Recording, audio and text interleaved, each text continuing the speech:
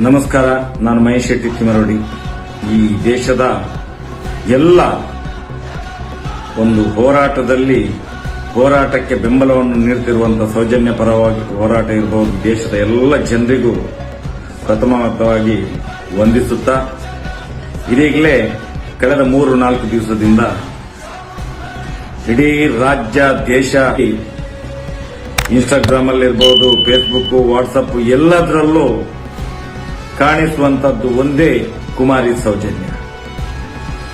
ಇದು ಕಳೆದ 13 ವರ್ಷದ ಹೋರಾಟದ ಫಲಶ್ರುತಿ. ಇವತ್ತು ಸೌಜನ್ಯಳು ಎಲ್ಲರ ಮನೆಯ ಮಾತಾಗಿ ಮಾತಾಡಲಿಕ್ಕೆ ಪ್ರಾರಂಭ ಮಾಡಿದಳಂತ ಹೇಳಿದ್ರೆ, ಇವತ್ತು ಮುಂದಿನ ದಿನಗಳಲ್ಲಿ ನ್ಯಾಯ ಬಹಳಷ್ಟು ಸನ್ನಿಹಿತವಾಗಿದೆ ಅನ್ನುವುದಕ್ಕೆ ಒಂದು ಉದಾಹರಣೆ. ಸಮೀರ್ ಅಂತ ಒಬ್ಬ ಹುಡುಗ ಒಂದು ವಿಡಿಯೋ ಮಾಡಿ ಬಿಡ್ತಾರೆ.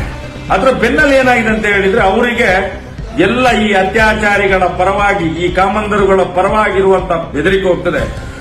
ಲೀಗಲ್ ಟೀಮ್ ಇಂದ ನಿನ್ಗೆ ನೋಟಿಸ್ ಬಿಡ್ತೇವೆ, ಅದು ಮಾಡ್ತೇವೆ, ಇದು ಮಾಡ್ತೇವೆ ಅಂತೇಳಿ ಇವ್ರಿಗೆ ಎಲ್ಲ ದಿಕ್ಕಿಂದ ಕಿರಿಕಿರಾಗಿ ನಿಲ್ಲಿಸ್ಬಿಟ್ಟು ಪುನಃ ಆ ಒಂದು ವಿಡಿಯೋವನ್ನು ಪ್ಲೇ ಮಾಡ್ತಾರೆ.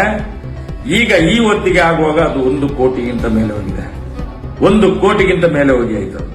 ನಾನು ಹೇಳುವಂತದ್ದು, ಇವತ್ತು ಜನರಿಗೆ ಆ ಧರ್ಮಸ್ಥಳ ಗ್ರಾಮದಲ್ಲಿ ಆದಂತ ಅತ್ಯಾಚಾರ, ಕೊಲೆ, ಸುಲಿಗೆ, ವಂಚನೆ, ದರೋಡೆ ಎಲ್ಲಾ ರೀತಿಯ ಅಕ್ರಮಗಳನ್ನು ಬಯಲಿಗೆ ಎಳೆದಂತ ಒಂದು ಆ ವಿಡಿಯೋ ಇವತ್ತು ಇಡೀ ವಿಶ್ವಕ್ಕೆ ಮಾದರಿಯಾಗಿದೆ. ಮುಂದಿನ ದಿನಗಳಲ್ಲಿ ಆ ವಿಡಿಯೋವನ್ನು ಯಾರು ನಿಲ್ಲಿಸಲಿಕ್ಕೆ ಪ್ರಯತ್ನ ಪಡ್ತಾನೋ, ಒಂದು ಎಳ್ಳಿನಷ್ಟು ಇವರಿಗೆ ತೊಂದರೆ ಆದ್ರೆ ಮುಂದಿನ ದಿನದಲ್ಲಿ ಇದಕ್ಕೆ ನಾವು ಏನಾದ್ರೂ ಉತ್ತರ ಕೊಡ್ಲಿಕ್ಕೆ ಪ್ರಾರಂಭ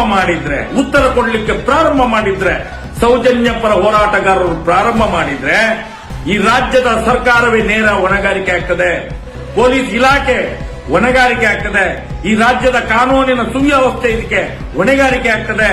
ಯಾಕಂತ ಹೇಳಿದ್ರೆ 13 ವರ್ಷದಿಂದ ಮಾಡಿದಂತಹ ಹೋರಾಟಕ್ಕೆ ಒಂದು ಸತ್ಯದ ವಿಷಯವನ್ನು ಜನಗಳಿಗೆ ಮುಟ್ಟಿಸುವಂತ ಕೆಲಸ ಮಾಡಿದ್ರೆ ನಿಮ್ಗೆ ನೋವಾಗ್ತದೆ. ನಿಮ್ಗೆ ಹಸಿ 17 ವರ್ಷದ ಹೆಣ್ಣು ಮಗಳನ್ನು ಅತ್ಯಾಚಾರ ಮಾಡಿ, ಕೊಲೆ ಮಾಡಿ, ತಿಂದು ತೇಗುವಾಗ ನಿಮ್ಗೆ ನೋವಾಗಿಲ್ಲ. ನಿಮ್ಗೆ ಪಾಪಿಗಳಿಗೆ ಆ ಅಮ್ಮ ಮೌನ ಮುಂದಿನ ದಿನಗಳಲ್ಲಿ ಕ್ರಾಂತಿ ಆಗ್ತದೆ. ಎಚ್ಚರ ಇರಲಿ. ಸತ್ಯ ಹೇಳಿದ್ರೆ ಕೇಸು, ಕೋರ್ಟು. ಮುಂದಿನ ದಿನಗಳಲ್ಲಿ ಯಾರ್ಯಾರು ಅತ್ಯಾಚಾರ ಮಾಡ್ತಾರ ರಸ್ತೆಯಲ್ಲಿ ಬಂದು ಖಂಡಿತ ಹೇಳ್ತಾರೆ ನಾವೇ ಮಾಡಿದ್ದು ಅಂತೇಳಿ. ನೋಡ್ಬೇಕಾದ್ರೆ ಎಚ್ಚರಿಕೆಯ ಕರೆಗಂಟೆ ಇದು. ಈ ಸಮೀರ್ ಎಂಡಿಯ ಒಂದು ವಿಡಿಯೋ ಎಚ್ಚರಿಕೆಯ ಕರೆಗಂಟೆ.